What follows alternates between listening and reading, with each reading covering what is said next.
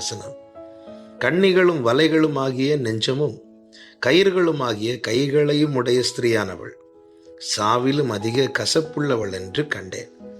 தேவனுக்கு முன்பாக சர்க்குணனாயிருக்கிறவன் அவளுக்கு தப்புவான், பாவியோ அவளால் பிடிபடுவான்.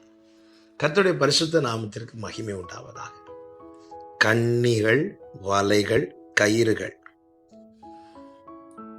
இவைகளுக்கு யார் தப்புவிக்கப்படுவானாம்? தேவனுக்கு முன்பாக சர்க்குணனாயிருக்கிறவன்.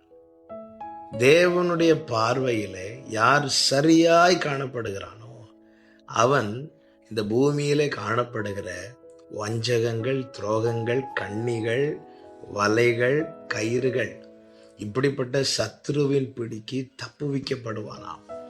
பாவியோ அவளால் பிடிபடுவான்.